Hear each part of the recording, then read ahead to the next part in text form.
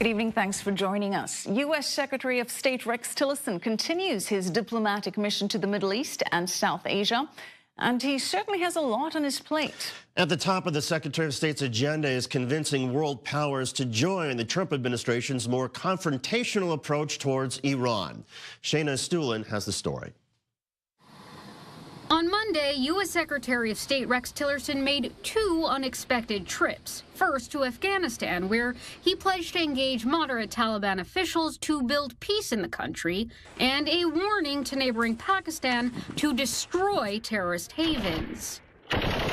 We've said in this whole strategy, this is a conditions-based approach, and so our relationship with Pakistan will also be conditions-based. Then Secretary Tillerson touched down for a surprise visit in Iraq for talks with senior officials on efforts to rebuild the country after the defeat of ISIS and on the growing influence of Iran in Baghdad. Iran top of the agenda on this whirlwind 8-day mission.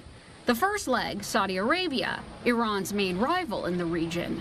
Both of our countries believe that those who conduct business with the Iranian Revolutionary Guard, any of their entities, European companies or other companies around the globe, really do so at great risk. Tillerson's pointed remarks a warning to European allies. Allies reluctant to go along with the Trump administration's intent to reopen the nuclear agreement and make it tougher. He also had a message for Iran. Iranian militias that are in Iraq, now that the fight against Daesh and ISIS is coming to a close, those militias need to go home. Also on Tillerson's list, he's still trying to heal the rift between the U.S.'s two Gulf allies, Saudi Arabia and Qatar. But on this trip, while in Qatar, he didn't appear too optimistic. We cannot force talks upon people who are not ready to talk. This trip comes as Tillerson's own future seems uncertain. President Trump has repeatedly publicly undercut his own Secretary of State on the Gulf rift and on North Korea, and is reported to have been furious over reports that Tillerson called the president a moron, something the former Texas oil man refuses to confirm or deny. This is what I don't understand about Washington. Again, I'm not from this place. But the places I come from, we don't deal with that kind of petty nonsense. Shayna Estulin, I-24 News. All right, for more, let's bring in our panel. Matthew Brodsky, Senior Fellow at the Security Studies Group. Also with us, our Senior Diplomatic Correspondent, Nina Larsen, joining us from outside the United Nations. And our Senior Washington Correspondent, Dan Raviv, joining us from Washington, D.C. And Matthew, I'd like to start with you. Iran, top of the agenda here for Tillerson. Where is Tillerson likely to get the most support? Oh, probably not from Iraq. He'll get it from Saudi Arabia. But, I mean, he's spending time in Iraq. It's almost like the United States hasn't quite figured out that they're increasingly under the sway of Iran, and that what is happening with the Kurds in the north who voted on independence, the Iraqis are working in tandem with the Iranians, the Revolutionary Guards, and their hostile Shabi paramilitary forces. So, I mean, he's not going to find it there. He's not going to find it in Syria. So really, it's up to Saudi Arabia and, as it turns out, the Gulf Arab countries who happen to be aligned against Qatar right now, which is, as you point out, that's, another issue he's trying to paper over. So he's not going to find a lot of willingness in reality. Now, in the world of politics in which he inhabits, he's going to go over and say a lot of things like it's time to go home to the Iranian militias. But, I mean, no one really takes that seriously. Dan Raviv, given that Iraq is increasingly under the control of Iraq, some say it's a puppet of Iraq, why then would Tillerson go to Iraq if the overall mission is to somehow try to isolate Iran? And to Matthew's point, I mean, Tillerson saying that the Iranian militias should just go home, they must laugh at that.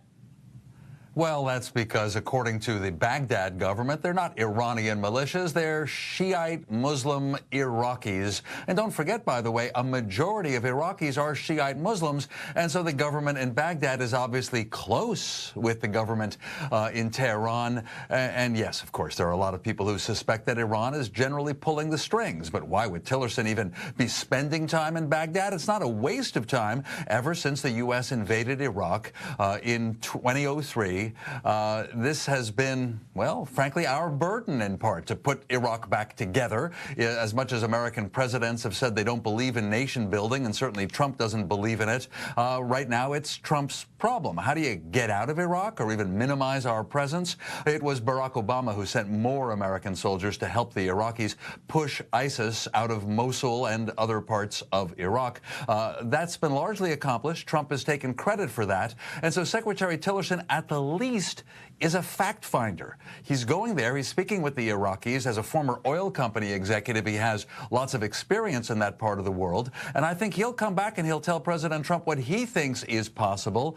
And of course, Trump will have to make up his own mind based on whatever inputs he actually hears. Matthew, those comments from Tillerson on Iraq are raising some eyebrows. Also raising some eyebrows, his comments regarding the Taliban and Afghanistan, saying that he could see a moderate Taliban be part of any reconciliation process and be part of a new government. Is there such a thing as a moderate Taliban? Seems like an oxymoron, really.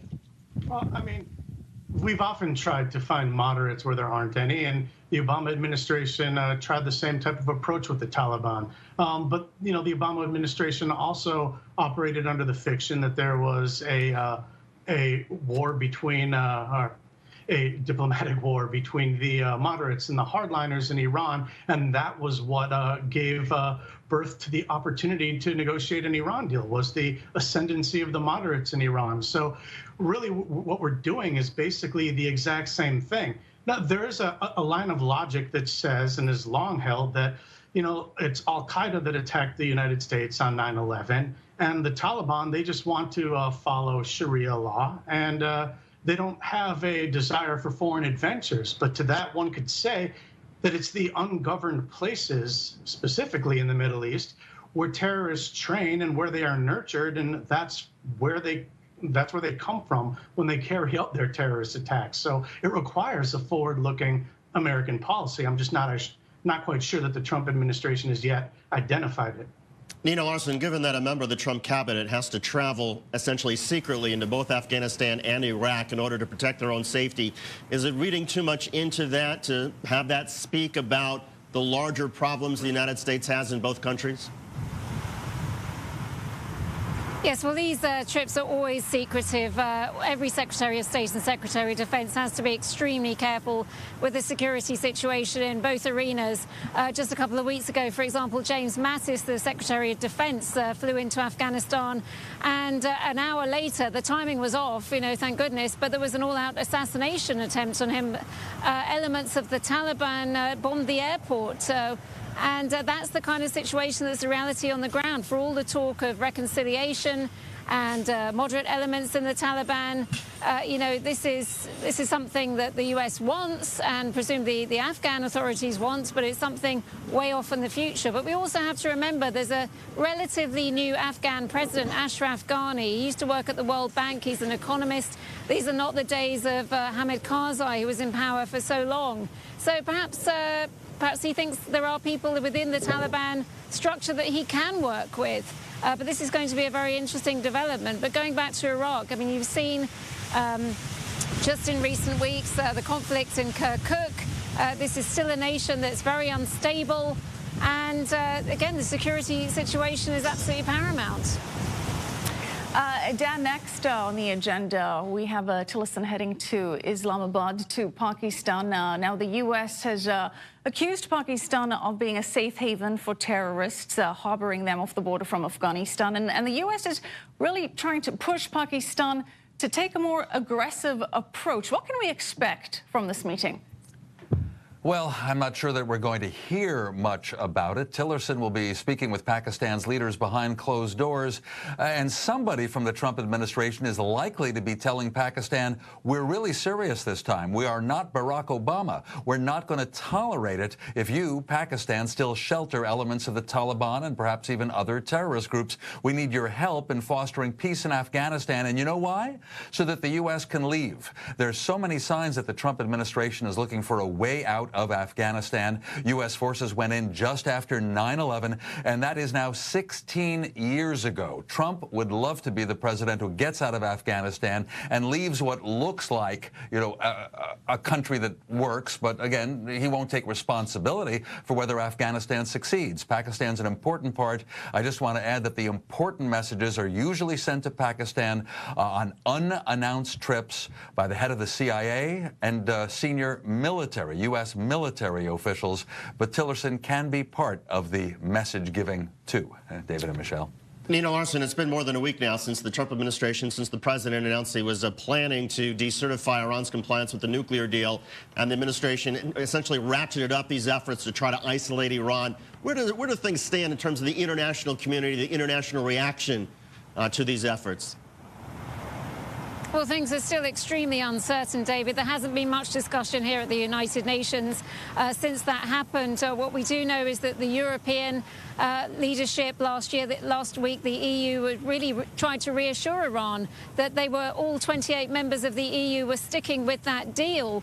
But then on the other hand, we have Rex Tillerson in an interview a couple of days ago saying that he would discourage European banks and businesses from dealing with Iran, particularly Iranian businesses which are linked to the Revolutionary Guards. And we know that the Revolutionary Guards are tremendously influential. That's an organization that has tentacles absolutely everywhere, not just in the military aspects of Iran, but in the business aspects. This is really the elite of the Iranian Authority. So it's very, very complex, very difficult, but it's very interesting to see this broader attempt that Tillerson's making on this trip to really try and bring unlikely allies together against Iran, to have some kind of common enemy. You've seen that Iraq and Saudi Arabia are now meeting in this newly collaborated Cooperation Council. Their inaugural meeting was in Riyadh just yesterday, and to reinforce that, Tillerson was again in Iraq today.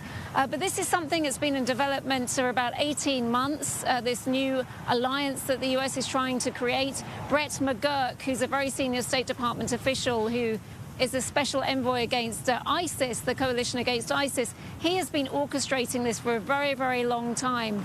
And it all began when Tillerson actually delivered Adel al-Jubeir. He's the Saudi foreign minister, and Tillerson arranged for him to visit Baghdad. That's where it all started in February. And this has taken a painstaking amount of diplomacy, so now we're really seeing the fruits. But again, it's much more complex than that. We're also saying that Iraq is quite close to Iran again on the Kirkuk and the Kurdistan question. So it's very, very complex. Matthew, quick final word from you.